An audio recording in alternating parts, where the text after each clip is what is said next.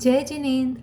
आज हम NCERT 12th macro economics chapter 4 में प्रभावी मांग या प्रभावपूर्ण मांग का अध्ययन करेंगे। What is effective demand.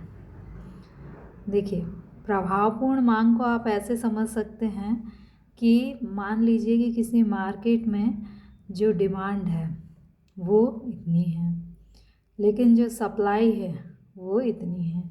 मांग ज़्यादा है और सप्लाई कम है, तो क्या ये प्रभावपूर्ण मांग होगी? नहीं होगी। प्रभावपूर्ण मांग कब होगी? जबकि जितनी डिमांड है उतनी ही सप्लाई हो, तो हम क्या कहेंगे कि ये प्रभावपूर्ण मांग है। कीन्स ने जो है प्रभावपूर्ण मांग की अवधारणा दी। अब मांग और पूर्ति दोनों बराबर कैसे हो जाएगी, उसे हम इस फ्लो चार्ट से देखते हैं। देखिए, ये फर्म है जहाँ की उत्पादन होता है, और ये हाउस होल्ड है जहाँ से कि श्रमिक मतलब जो भी उत्पत्ति के साधन हैं वो प्राप्त होते हैं। तो देखिए, जो हाउस होल्ड है उससे फैक्टर ऑफ प्रोडक्शन या उत्पादन के साधन कहाँ गए? फर्म में गए। फर्म ने इनसे काम करवाया और बदले में इनको इनकम प्राप्त हुई। ये इनकम अपने घर ले गए।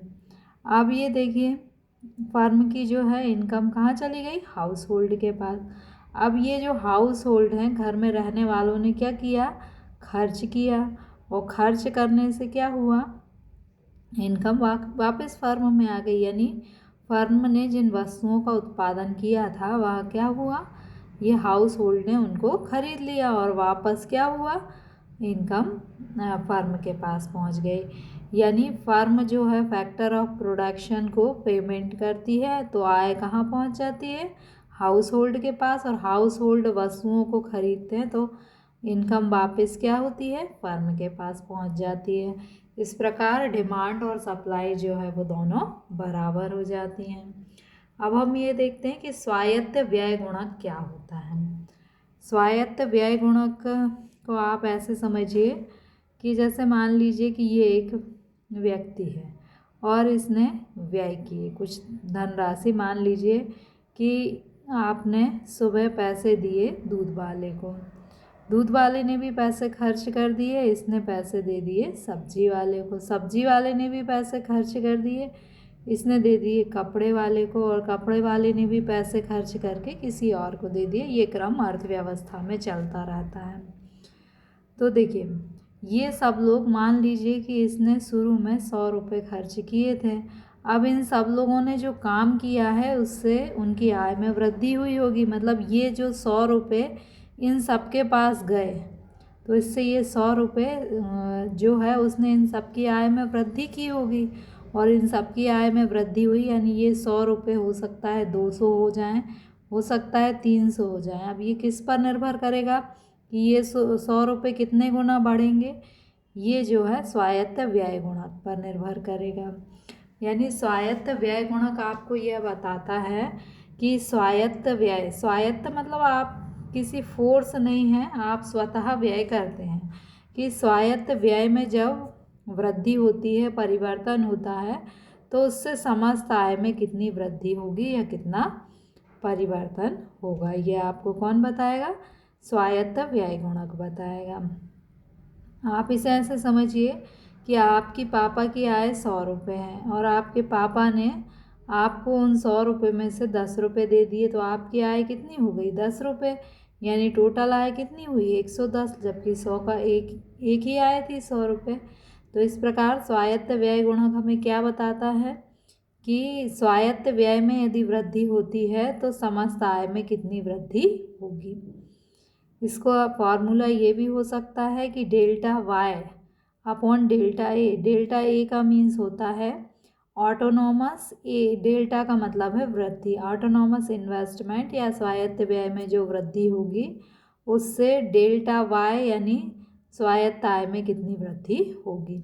यानी स्वायत्त व्यय गुणक क्या बताता है कि स्वायत्त व्यय में वृद्धि होने पर या परिवर्तन होने से समस्त आय में कितनी वृद्धि होगी या परिवर्तन होगा। इसे हम ऐसे भी लिख सकते हैं कि 1/1 माइनस MPC। अब इसे ऐसा क्यों लिखा गया है?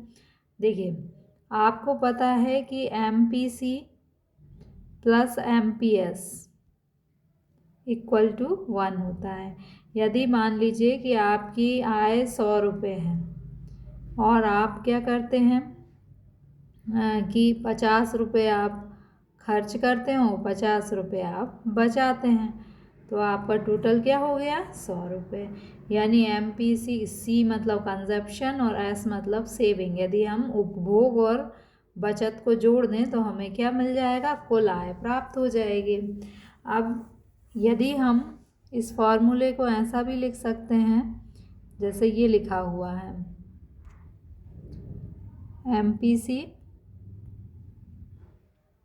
MPC plus MPS equal to 1। इसे हम ऐसा लिखें कि MPS इक्वल टू क्या होगा 1 माइनस MPC। 1 माइनस MPC यानी यदि हम कुल आय में से कंजप्शन यानी उपभोग को घटा दें तो हमें बचत प्राप्त हो जाएगी। तो 1 माइनस MPC का मतलब क्या हो गया, 1 माइनस MPC का मतलब हो गया मार्जिनल प्रोपेंसिटी टू सेव, यानी ये बचत को बताती है। तो जो बचत होती है MPS उसका स्वायत्त व्यय गुणक के साथ 1/, का मतलब है विपरीत संबंध होता है। विपरीत संबंध का अर्थ है कि यदि आप बचत को बढ़ाते हैं, जैसे ये व्यक्ति खर्च ना करता पैसे, तो ये ना इसके पास जाते, ना इसके पास, ना इसके पास, तो क्या आय समस्त आय में वृद्धि होती, नहीं होती। तो MPS के साथ स्वायत्त व्यय गुणक का कैसा संबंध होता है 1/, यानी विपरीत संबंध होता है। यानी बचत बढ़ने पर स्वायत्त व्यय गुणक क्या होता है, कम होता है। अब हम इसे लिखेंगे कैसे, प्रभावी मांग क्या है। अब केन्स जो हैं उन्होंने प्रभावी मांग की अवधारणा दी, तो हम केन्स के शब्दों में ही पढ़ते हैं कि प्रभावी मांग क्या है। समग्र मांग फलन जिस बिंदु पर समग्र पूर्ति फलन को काटता है उस बिंदु पर समग्र मांग प्रभावी मांग कहलाएगी। यानी जहाँ पर आपकी अर्थव्यवस्था में जो पूरी मांग है, समग्र मांग, वो समग्र पूर्ति के यदि बराबर है। यदि मान लीजिए अर्थव्यवस्था में 100 करोड़ की मांग है और पूर्ति भी 100 करोड़ की है, तो हम उसे क्या कहेंगे, प्रभावपूर्ण मांग कहेंगे। तो प्रभावपूर्ण मांग क्या होती है, प्रभावपूर्ण मांग जो है वह स्थिति है जहाँ समग्र मांग और समग्र पूर्ति दोनों बराबर होते हैं। प्रभावपूर्ण मांग वह स्थिति है जहाँ समग्र मांग और समग्र पूर्ति दोनों कैसे होते हैं, बराबर होते हैं। अब ये समग्र मांग जो होता है ASF का अर्थ होता है एग्रीगेट सप्लाई फंक्शन, यानी समग्र पूर्ति फलन। अब ये समग्र पूर्ति फलन जो है वो कुल लागतों को बताता है। मतलब कोई भी उद्यमी कोई वस्तु अर्थव्यवस्था में यदि बेचेगा तो वो लागत के आधार पर बेचेगा। यदि लागत अधिक होगी तो क्या होगा, जो वस्तु की पूर्ति कर रहा है उसकी कीमत भी अधिक होगी। तो ASF किसको बताता है, कुल लागत को बताता है। यानी सप्लाई किसको बताती है, कुल लागत, क्योंकि लागत से कम पे तो उद्यमी अपनी वस्तु को बेचेगा नहीं। और ADF मतलब जो होता है एग्रीगेट डिमांड फंक्शन या समग्र मांग फलन होता है। ADF जो है कुल प्राप्तियों को बताता है। देखिए, जब किसी वस्तु की डिमांड होती है तो हम जब उसे बेचते हैं तो हमें कुछ ना कुछ प्राप्तियां होती हैं, कुछ ना कुछ धनराशि प्राप्त होती है। तो ASF यानी सप्लाई किसको बताती है, लागत को बताती है। ADF यानी डिमांड किसको बताती है, कुल प्राप्तियों को बताती है जो कि बेचने से प्राप्त होंगी। ASF उस राशि को बताती है कि जो उद्यमी प्राप्त करने की आशा करते हैं कि हम पूरा माल बेच दें इस लागत पर तो हमें इतने राशि प्राप्त होंगे।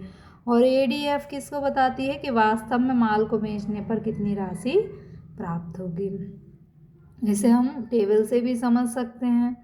जैसे मान लीजिए कि अर्थव्यवस्था में जब एक भी व्यक्ति को रोजगार नहीं मिला तो भी समग्र मांग होगी, क्योंकि लोग कुछ भी नहीं कमाएंगे तो सरकार उन्हें खिलाएगी, मांग के खा लेंगे, यानी मांग तो होती ही है। लेकिन रोजगार किसी को नहीं मिला यानी पूर्ति नहीं है, असंतुलन की स्थिति है।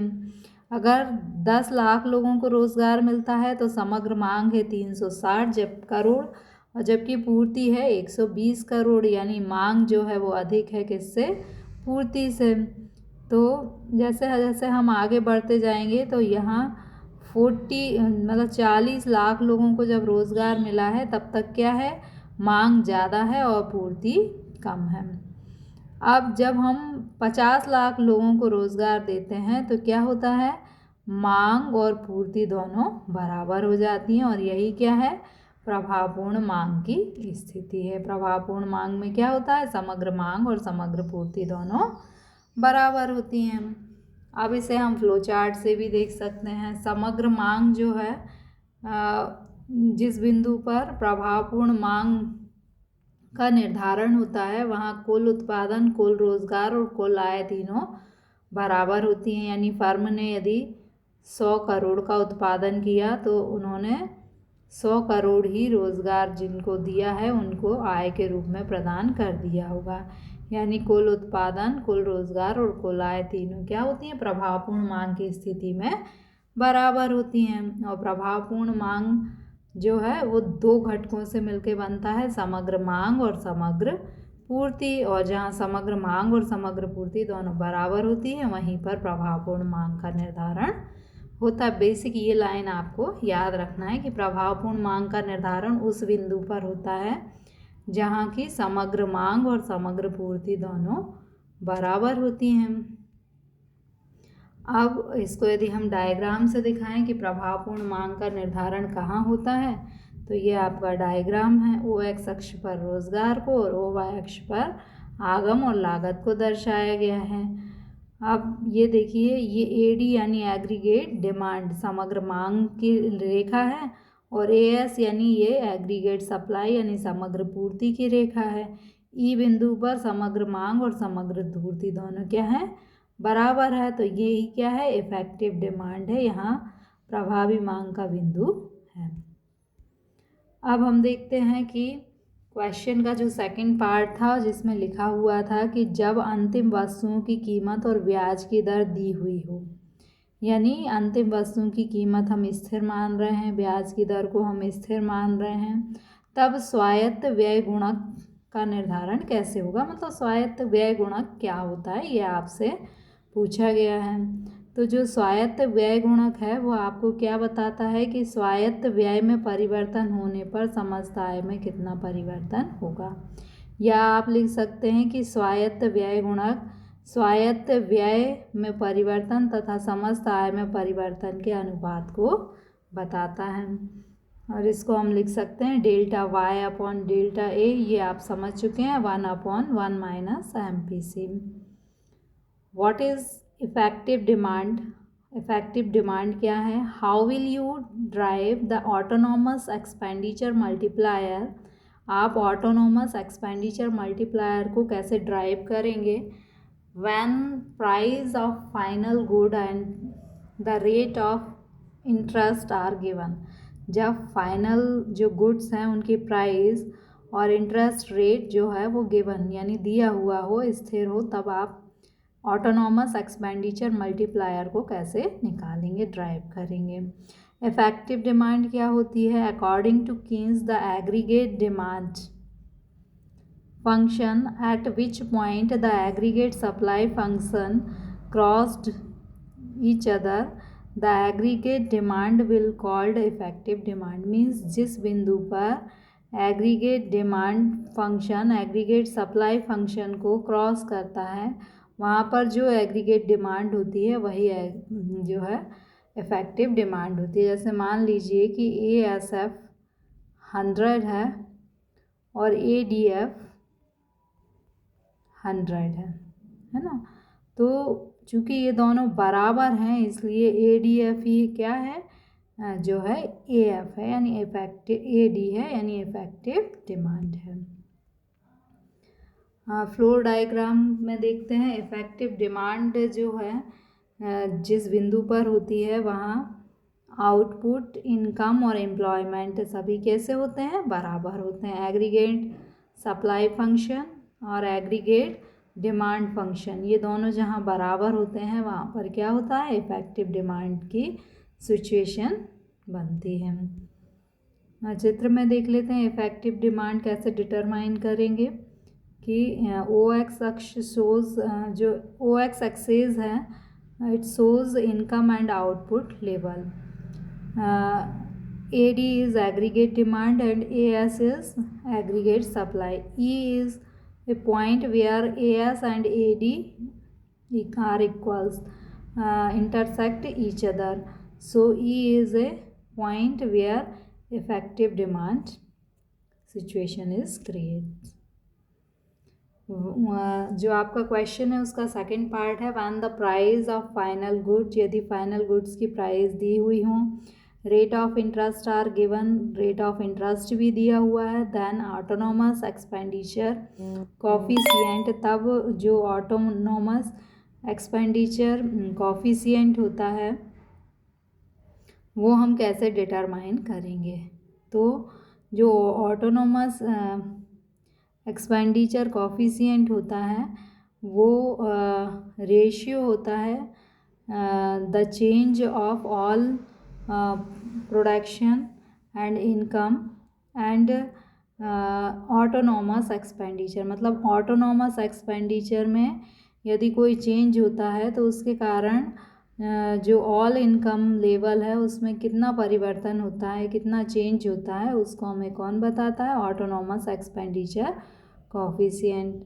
And formula M denotes autonomous expenditure coefficient and delta Y denotes increment in income, delta I denotes autonomous expenditure, then 1 upon MPC, MPC means marginal propensity to consumption। यदि हम इसको चित्र में देखें तो आपका E जो है वो इफ़ेक्टिव डिमांड का पॉइंट है, जहाँ एग्रीगेट डिमांड और एग्रीगेट सप्लाई जो है वो बराबर है। So thank you.